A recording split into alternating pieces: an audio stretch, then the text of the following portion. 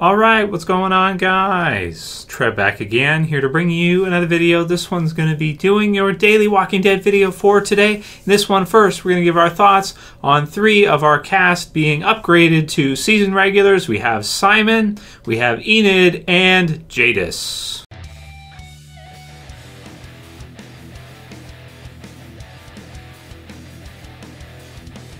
And spoiler warning if you have not seen up to the finale for The Walking Dead Season 7. So got another video for you guys today. Link will be in the description. TVline.com. Gonna give our thoughts. So we got 3 of the cast, like I said in the intro here, upgraded to season regular characters. Now let's start with what that means. So every year, AMC, The Walking Dead, they have certain people that they kind of have to sort of promote to regular status, which is kind of like, can I say like a B-list? Does that immediately make them like B-list characters? Well, kinda, in terms of time. Like what it means is that they're going to be, certain, characters that are going to be heavy concentration that season. They're going to be kind of more of our regular crew. Earlier on in the seasons, everybody pretty much in the main group would be like a season regular. If you look at like season 2, everybody who was a part of the group pretty much was a regular because they were in almost every episode, and there's very few episodes where they weren't, featured in some capacity or didn't have any lines for. So for The Walking Dead Season 8, we have Stephen Ogg, who of course plays Simon, who I'm very happy to hear that they're going to be giving him more time in the show in Season 8 because he's hilarious, as him and his expressive face. And also those Old Spice commercials are really funny. If you haven't checked it out, I suggest you guys, YouTube Stephen Ogg, OGG, Old Spice, so you can see some of his, I'm sure you'll find him. They're just really funny.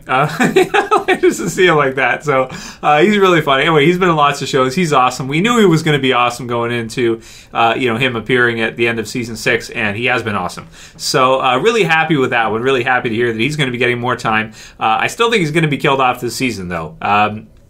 And that's not based on comics. He doesn't exist in the comic book world. He's a character they created for him. He auditioned for Negan, didn't get it, but they gave him another role as Negan's right-hand man, Simon, because they felt like it was just such a good opportunity they couldn't pass it up. And I think they're right. I think it's a great idea to give him his own role, and I'd like to see them do a lot with him, but I still think he's probably going to be killed off the season, even though he's a season regular.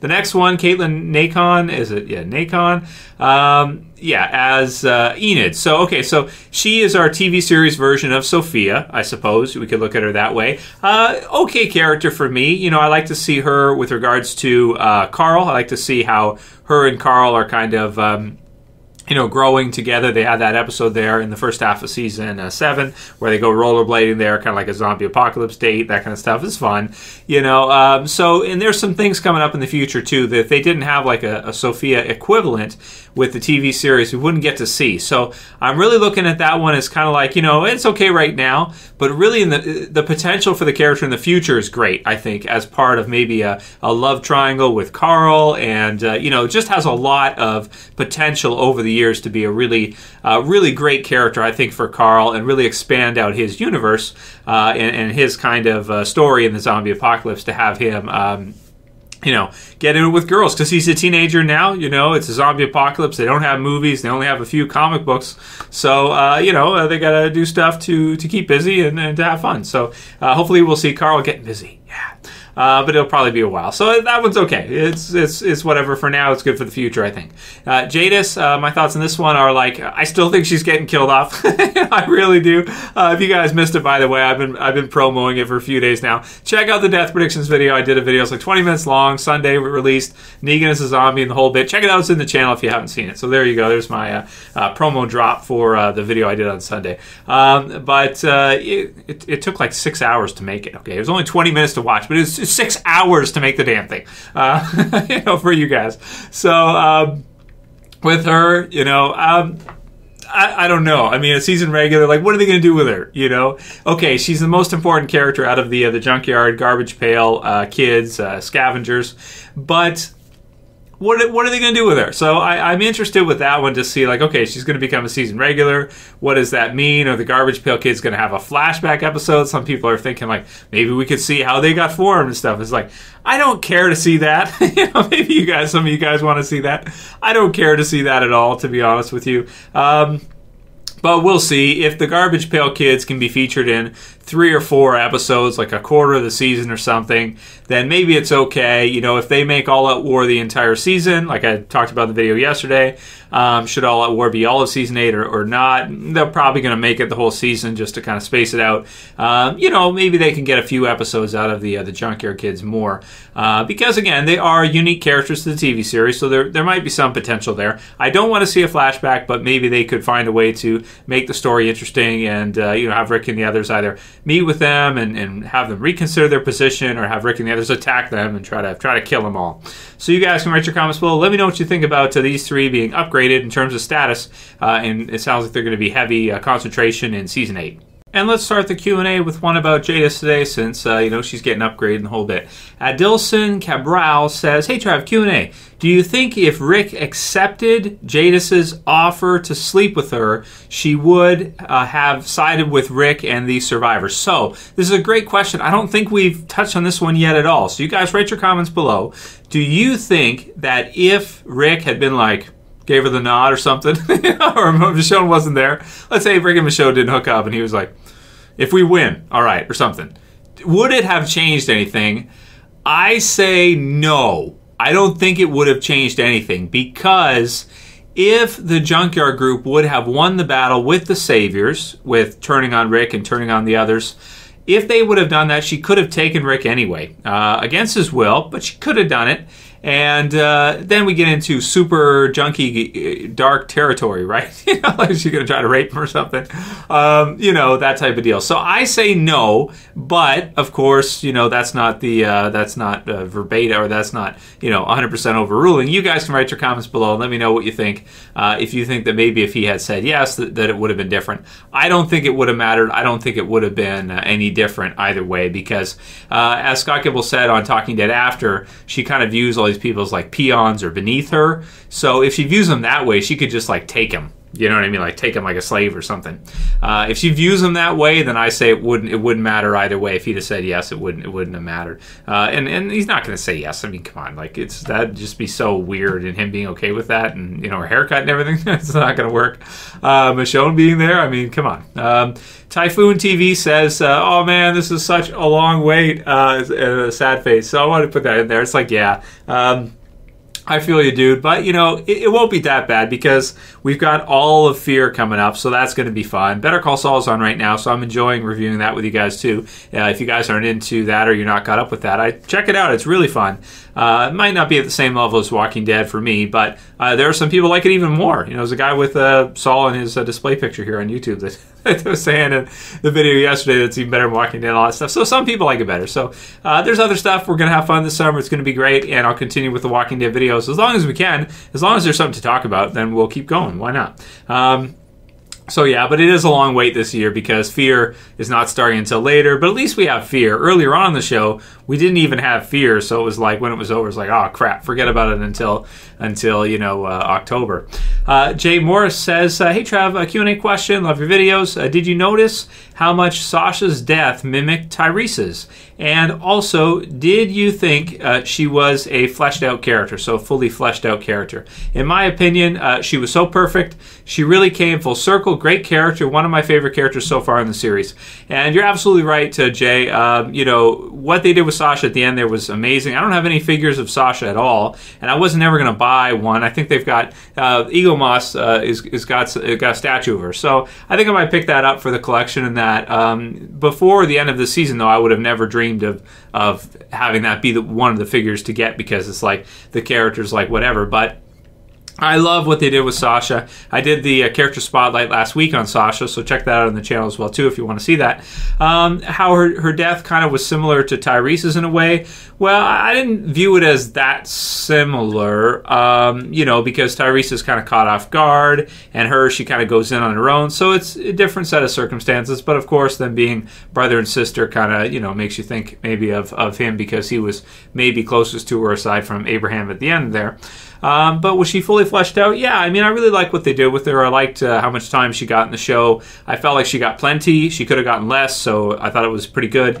And she also wasn't there long enough to become stale, right? She's not a character that people are going to complain about or get bored of because she's gone now. So it's kind of like Merle. Merle comes back, and before you know it, he's gone again. So you can't. The character's not going to get stale. People aren't going to get tired of Merle or Sasha probably because they were killed off pretty quickly. Sasha was never like a forefront character through the show. She had some episodes where she had more concentration. She was there a lot, which just means in the background with like a couple lines an episode or something. But I never got tired of seeing the character, and I thought she was really great in the end. Big Steve says, "Hey Trev, Q&A, do you think the Garbage Pail Kids will join the Saviors in All Out War?" Maybe with her being upgraded to a season regular, maybe they just want out of the war. Maybe they decide at this point it's not worth it. We're copping out. We had some losses with that battle. It wasn't worth it. We got a few guns, but you know what? We're out of this now. We're not going to get involved anymore. Who knows, man? Maybe Rick and the others could possibly meet with them and sway them, or maybe they're just kind of another adversary out there for a while, and we'll have to see how they try to integrate them with the story and how that works itself back in. Because if you saw the amount of saviors Negan had at the end there, I mean, he had so many that it's kind of like, does he even need, the Junkyard Group? It doesn't seem like it to me. So, but they've got to work them in the story somehow. So either they become saviors, or maybe, I don't know. Maybe they kind of stay in the middle and somehow we just kind of see them there. But how do they work her into the story? If she's going to be a regular, then you'd think she'd have to be involved in the war in some way. So we'll have to see. Not Telling says, in the Season 8 premiere, or is the Season 8 premiere your most anticipated season premiere ever, being that it's episode 100, and the beginning of your own favorite story arc, which is All Out War Part 2. Do you think the more that they change it, the better, or more frustrating it is since it's your favorite? So definitely a loaded question for sure. I guess we'll end with this one. So is this my most anticipated season ever? It's pretty close. I mean, we got to wait until we see the trailers for kind of get some visuals. I'm a visual guy, so to get some visuals on what it looks like to see the new season. But I can say, like, even since season 6, I've been talking about season 8, getting to see All Out War in the TV series and how that should be like the best season ever. So I do think season 8 should be the best season ever. I'm pretty hyped for it, although, last season was pretty big, getting to see the Negan kill and having to wait that long to see it. So that was pretty highly anticipated too. The hype was kind of unreal there as well. But in this season, the hype is in a different way. It's a hype, but it's a positive hype because it's not like we're going to get to see someone killed. It's more like we're going to be happy to see Rick and the others start to exact their revenge or vengeance for the fallen. Go after... Is that a Transformer? No. Go after Negan, and the Saviors and try to get him at the Sanctuary or something in episode 100. So that's what I want to see. And, so is it my most excited season ever? Pretty much. It's pretty much my most excited season ever. I think you're right, Not Telling. And then the other part of your question is, do you think that the more they change the show, the better, and that it's more, or is it more frustrating since you don't want to mess with the original formula? At first, when the show first started, I didn't like it. I didn't like how they were changing things. But then when I heard Kirkman explain it to where he wants the spontaneity and kind of the unpredictability, or the kind of the part, like he wants to translate from the Walking Dead comic book series, he wants to translate the kind of shock and kind of the reactions that you would have, and he doesn't want the story to be all totally mapped out so that people know who's going to be killed off where and how things are going to go, because then there's no surprise factor to it. And he always wanted the Walking Dead comic to surprise its readers so they wouldn't expect Lori to be killed, and then he kills her, like pretty quickly on in the series, You don't expect this to happen, but then it does. Rick gets his damn hand cut off. So he wanted that to translate more than he wanted it to be like an exact replica. And he's right. I was originally wrong. I'd say it's better to have it to where they remix it or they change it around so it's not exactly the same. And you can't just read the comics and know what's going to happen. It's a lot more exciting to be able to do this and have fun with you guys and kind of predict, well, where's Jadis going to be? Nobody really knows, none of us know, except for the writing team for The Walking Dead, what they're going to do with her. So it's fun to speculate, and that's what the Death Predictions video is about too, is speculating who I think who's going to be killed off, because it won't be the same as it was in the comics and everything. There will be some that are different. Some might be the same, some aren't. So for me, I like it. I like where they've hit this kind of medium. Sometimes I feel like they're too close to the comics. Sometimes I feel like they're too far away, like with Andrea. But I think they've done a really good job of kind of keeping it fresh, keeping it original, so that readers of the comics aren't watching it thinking, oh, this is just the version on the screen of what I read down here. Who cares? You know, it's more exciting than that because they do remix it. So I like it. I like it in the middle, and yeah, I think they've done a really good job with it so far. Maybe some seasons a little bit too close to the comics. So I actually like it when they change it a bit. It's good. It keeps it really fresh with this version. So that'll be it for today's video, guys. Rate your comments below on all that stuff. Check out all the other videos we've been doing lately. Having lots of fun with you guys. If you like this video, please thumb it up below. You can also share, you can favorite. And if you're new and you want to subscribe, bottom left to subscribe. That's it for this video, guys. I'll see you again tomorrow for another. As always, it's Trev. And I'm saying peace. See you guys.